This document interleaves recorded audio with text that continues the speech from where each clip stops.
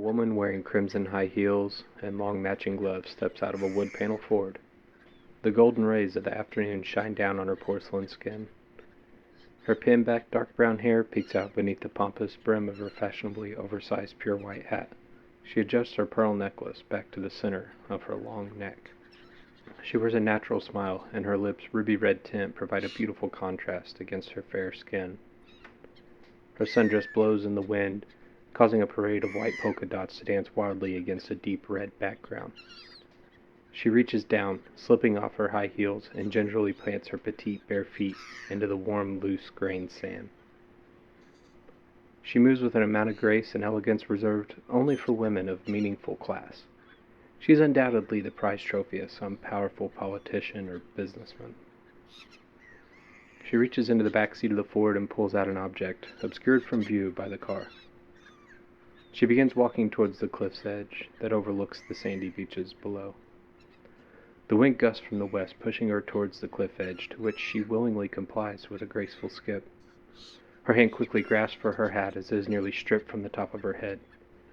She continues walking, elegantly, up to the sheer drop-off. The woman sits down on a red and white checkered cloth laid out on a decent-sized outcropping, with whom is presumably her husband and 2 children. The object she retrieved from the car is a picnic basket, stuffed full of groceries for her family. They seem quite happy, a portrait of the perfect family unit, all smiling and laughing at some topic of discussion known only among them. They consume their sandwiches and enjoy the beautiful weather. The high ceiling and clear blue skies make today a particularly favorable day at the beach. This beach, and its long run of rocky cliffs, seem a popular place for loiterers of all types. Dozens of people are dotted along the cliff's edge, all picnicking, bird-watching, reading, and any number of other activities that people engage in at the beach. Below, there are people scattered all along the water's edge. They're swimming, splashing, sunning, and all enjoying their escape from the harsh summer heat that plagues the inland. The waterfront here draws people from all over with its unique, almost primal allure. It attracts not only a man's physical presence, but captivates his thoughts as well, prompting inspiration and self-exploration. You yourself begin to drift in thought as you stare at the endless waves pushing and pulling across the sands. As you explore the inner cerebrations roaming within the confines of your subconsciousness, you allow the glorious image of the sun glistening on the ocean's surface to permeate your thoughts. The good memories come flooding in, pulling you into the depths of your soul, relishing in the comforts of happier times. You take in the ocean smells and allow them to influence your recollections, manipulating how you remember the cherished experiences locked away in the depths of your hippocampus. You feel the warmth of the sun, the sound of children playing, the gulls laughing. They seem to grow distant as your mind proceeds to navigate memory after memory, letting your neurons seam together otherwise unrelated events into a steadily growing stream of pleasant subconsciousness. You close your eyes to dig deeper into your thoughts as the rhythmic cycle of the waves crashing on the sands continues to affect your mental state. Your memories lead you to days gone by, those who have passed before you, then further back to those who only history remembers. Your consciousness touches a sense of loneliness and quickly retracts, retreating back to the ocean scenery that remains clearly visible in your mind's eye. You struggle to conceptualize the vastness of the ocean, the great depths and chasms untouched by man, and the secrets that might be hidden within. The thoughts begin driving you to feelings of inferiority. You are intimidated by the grand scale of the turbulent waters in comparison to the small amount of universe a human body occupies. Humans. You contemplate the human body, and if it's anything more than the elements that form it. You posit that without them it certainly would not be a body at all, and therefore must be defined by its elements. Is a body just a vessel to contain your soul?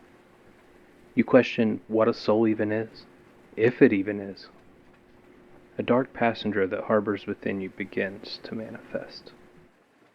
Your dark passenger is no stranger. It starts as a single sliver of doubt, a question of your purpose. You desperately hope it is a state of being that all humans have experienced at some point, lest you be found defective due to your inner turmoil.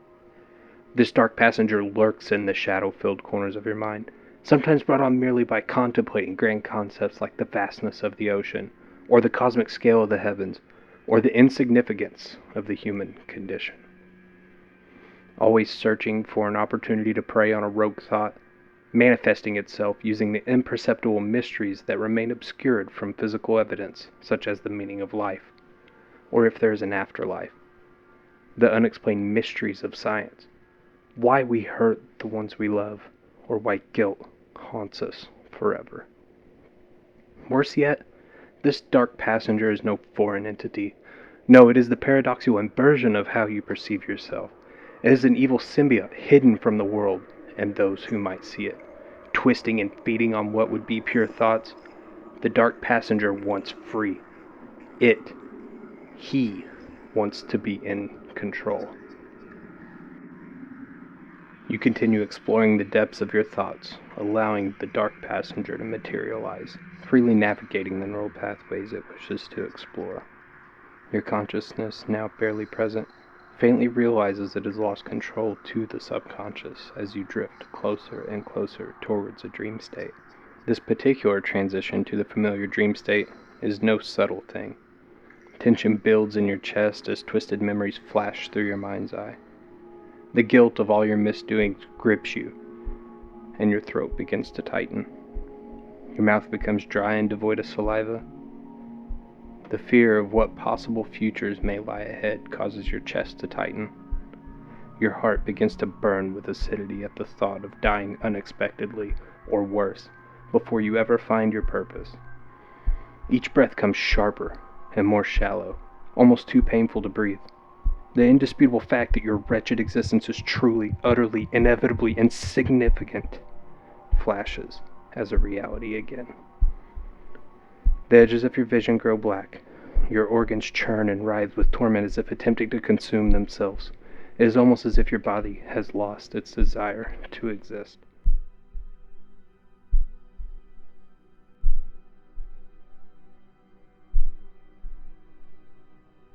The darkness has now nearly consumed you. Every thought, emotion, heartbeat, tormented. Death would be a blessing. The idea of forfeiting the responsibilities of being part of this human society becomes almost intoxicating. But the miracle of life persists. Oh yes, that small light within us that pushes us on. The small light that persists to drag a man through the darkness so that he may live to experience it again. That light is not so easily extinguished.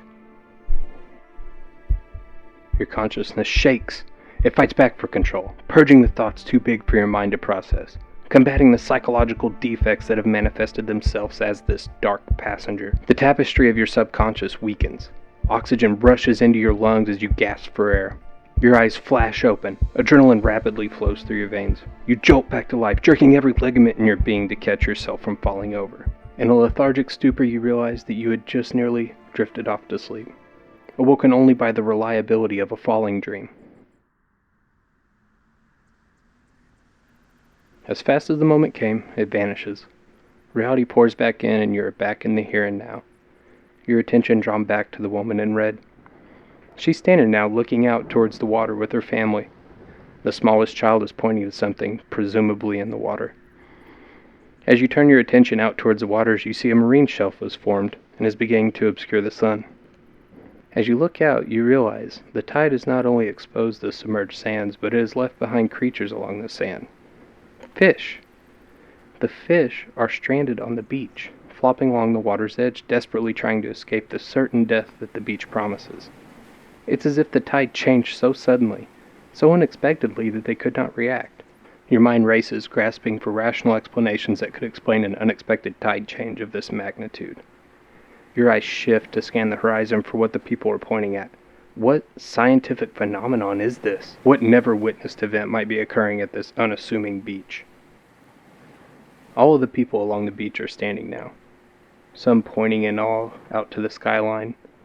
Out of the water surface, more fish begin to emerge. They are jumping out of the water onto the beach.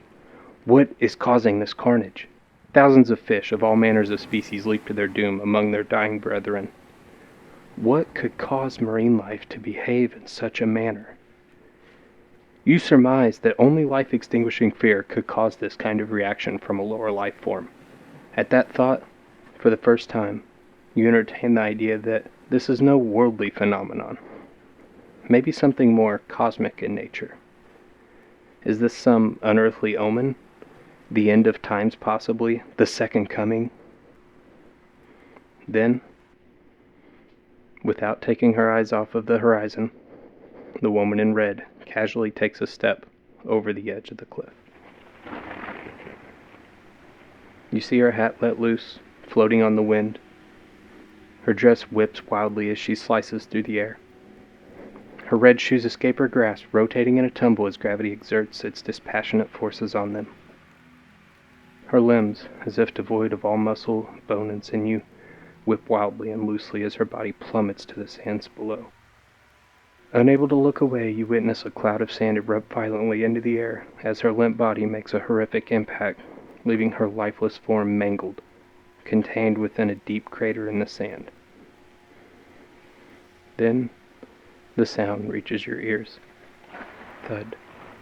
You scramble backwards, searching for a pathway down with the asinine notion that if you can traverse the 300 feet separating you from her, she might be spared death's icy grip. Heart palpitating, head pounding, blood rushing, you start towards the beachfront access, but your body seizes with terror as you hear another dull thud. As you turn to look, horror penetrates every molecule of your being as you attempt to convince your mind that your eyes are deceiving it. The woman's husband is still standing on the cliff's edge, but only one of the children stand with him. Promptly, as if to prove your eyes to be true, the husband walks off the edge. Thud. The smallest child, a baby in your eyes, is following her parents. You jolt back to life, leaping for the child, but you barely reach the front of the family's automobile when the child goes over the edge. Thud. For the first time since the woman in red took that step, you look around. Your mind bends and warps to near breaking point as you witness the human beings all along the cliff's edge, casually stepping off towards the ocean, plummeting limply to their deaths. Dozens, maybe hundreds of bodies are falling towards or already crumpled on the sands below. You look away, shielding your eyes for fear of further damages to your now fragile sanity. Your gaze is now fixed back on the horizon. The marine shelf has grown. It now reaches what must be many miles wide and many miles tall. The dark, menacing clouds are hovering over the ocean's surface, spewing rain, hail, and brilliant blue wisps of lightning. The shelf is moving towards the beach against the westward winds. Closer to the beachfront, you see debris floating in the water that, after closer inspection, you surmise to be human corpses tossing about in the waves. The people on the beach are walking into the water. They are all solemnly marching to the storm, slowly marching into the ocean depths to their death. You feel the tension in your throat, the pain in your chest, the loss of breath. It grasps a hold of you as an uncontrollable, untamable stress. The unworldly storm grows wider, taller, and closer. The sun is now blotted out in shadow. Your mind tells you that you too must go towards the storm. That you must know what it is. You must see it. You must join it. The dark passenger takes hold.